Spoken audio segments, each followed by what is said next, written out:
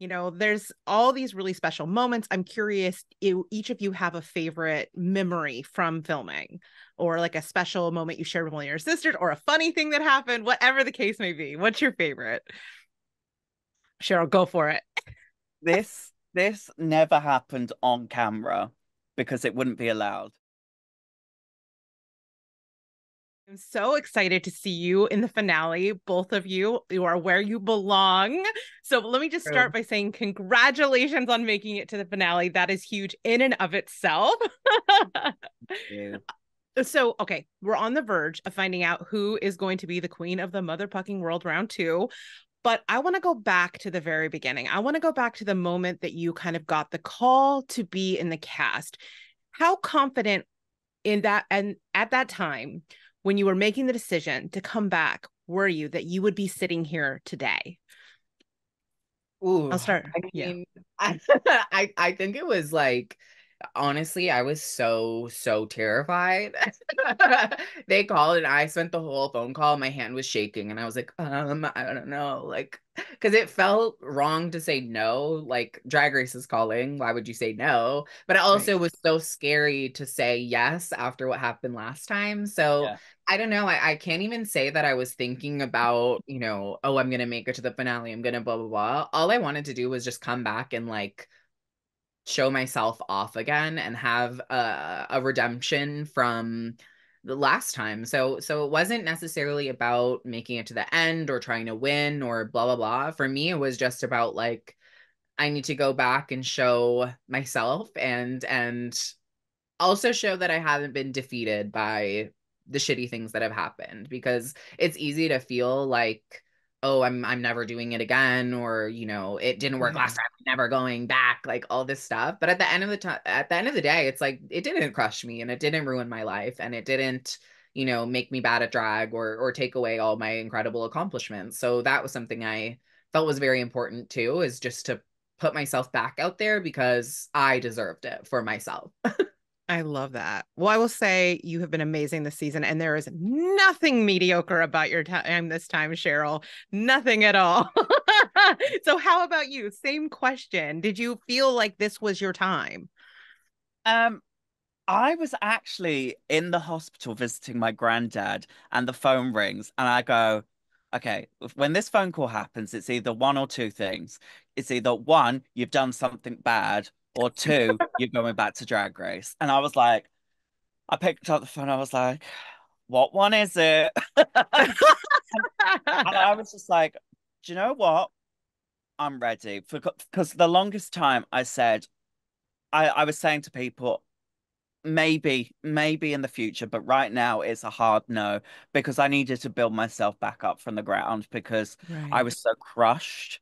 And I right. spoke about it 2 episodes ago, how Hmm. everybody was like hyping Lemon, hyping Jimbo, hyping Pangina after they got eliminated, but nobody gave a fuck that I went. So I was like, well, maybe I just never should go back because people don't want me back. They didn't want me here. So I needed to get myself back in that headspace of like, no, you've got so much to prove. And what did I do? 4 out of 5 challenges, absolutely mopped the floor. So it was the perfect way to come back and showcase that I can do it. Hmm. Everything that I've done beyond this show in the real world, I'm showcasing here on this stage finally because we weren't given an opportunity. We had a talent show and a ball, and looks are never going to be my strong suit, madam. So I said these challenges we've got to absolutely boss it. And Lemon's got 2 wins and in the top every single week, and I was there right by her side bar 1 week.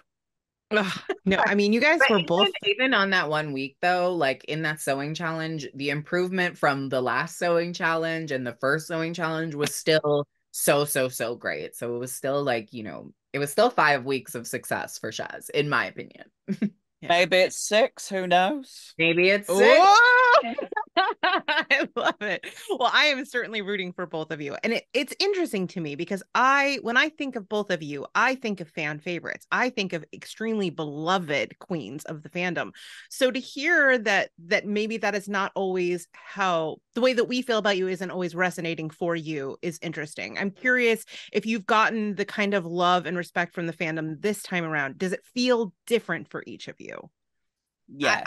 I think what it is like, there's 500 positive comments, but it's like the Mhm. one negative, nasty thing that really is the one that like absorbs into your brain, and it's sometimes all you can think about. So I will say, I think both Shez and I were loved both times, and this time as well. But I think for me, it's like this time I've kind of learned like, Drag Race fans are never going to be happy. That's the real tea. No matter what happens, no matter who does what, no matter how Yeah. the judges do their thing, no matter how the eliminations are chosen, no matter what, someone's going to be pissed off. So at the end of the day, it's like I just had to realize like who the fuck cares like what everyone thinks. I'm just going to focus on what I think, and Mm-hmm. that's all I can be in charge of.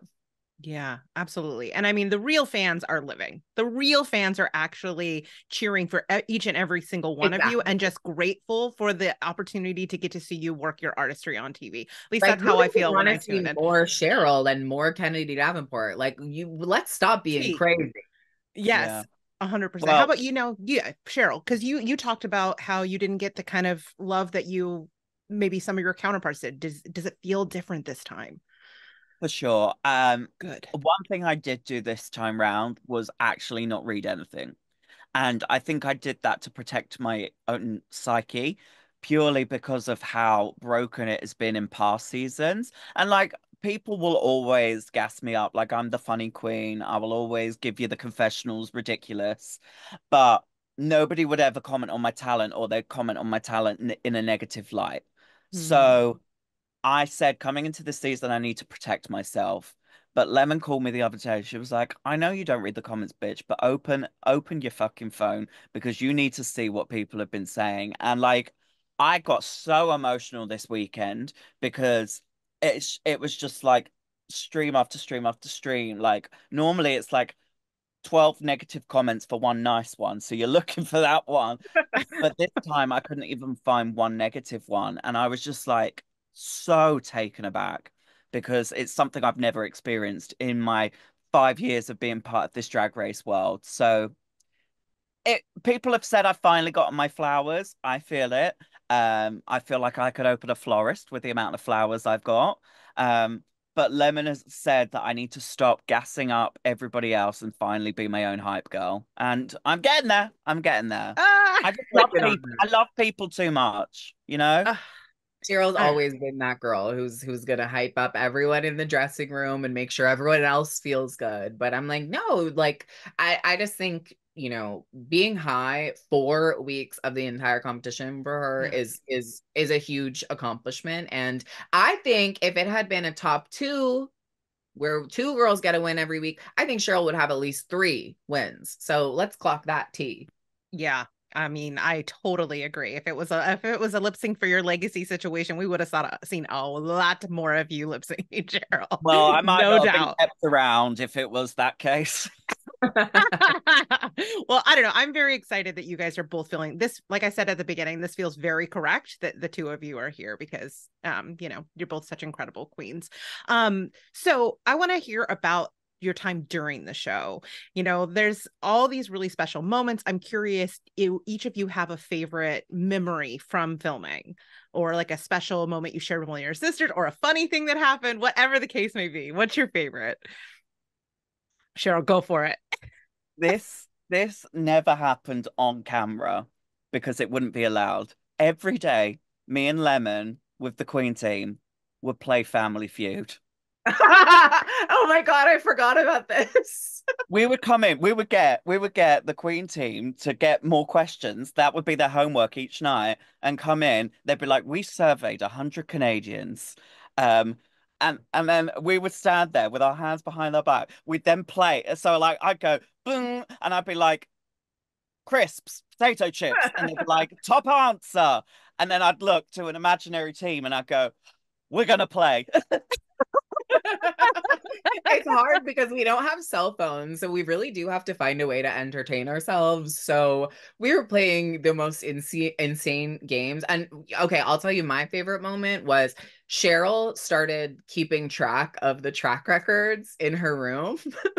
And so every morning she would come in and give me the like facts of Drag Race, and she would give me, okay, this is the first girl to have ever won this challenge on this season. This is the first girl. You're the first girl to do this. She's the first girl to do this. And then she would tell us, you're at 53 points and she's at 42 points and she's at 31 points. And I just thought it was the funniest thing ever that we had both just diverted into 14-year-old girls because we were both so excited to still be here and so excited to see all of the like fans talking about track records and blah, blah, blah, because finally both of us actually had a good one. I was like, I'm in third place. I'm in third place right now. Oh my God. Professor Cheryl. My goodness. Professor You have got your Cheryl. PhD in Drag Race statistics. I love it. It was very that. So that was definitely my favorite. It cracked me up every time because she was so serious about it and was like calculating it to a T. And she was right. This is exactly how they do it. I love it. I love it. Oh my gosh. You're And doing Lemon Reddit's work literally for them. sends me them every single week. When we get tagged, she sends them to me in a DM. Because they're so funny to me now. Because it's literally me. That's what I said. You're doing the work for Reddit. Like, you're putting them out of business. What are they going to do? Okay, let's end on a silly question. Let's just have a little bit of fun. We are about to find out. We're heading into like Miss Congeniality and, of course, the crowning. So I thought we could give some awards to some of your other sisters. Ooh. So really quickly, rapid fire. Best Judy. I'm gonna say Lemon or Kennedy. Yeah, I would say the same. Most shady. Fierce Alicia. I love it. Okay, messiest mirror neighbor. Messiest mirror neighbor. Also Fierce Alicia. No, I was gonna say Eureka. Eureka loves to lay everything out, so it's not technically messy, but it's just everything.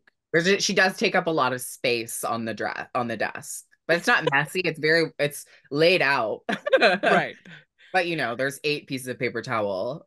But she's like makeup spreading. Okay. Yeah. Okay. I love it. Okay. Best package. Mine. Yeah, Lemon. Lemon or Alexis. Lemon or Alexis. Or Fierce. Fierce did have a great package too. Her runways were spectacular. Oh yeah. Yes. If we don't say Fierce, we're over. She will come for you in the comments. Oh. And then finally, most smashable. Most smashable, as in sexually. Brad Goreski. One of the producers. Oh yeah. And we know which one. I'm not naming who, but Lemon knows. And we know which one. I love it. Ladies, thank you so much for taking the time to chat with me today. I could have talked to you for another hour. I have a million more questions, but I'm just going to have to sit back and watch it all play out. Just know that I'm going to be cheering for both of you. And no matter who wins, the fandom wins. So thank you so much for another incredible season of TV. Well, Rachel, we're finishing with the best interview, so thank you, Diva.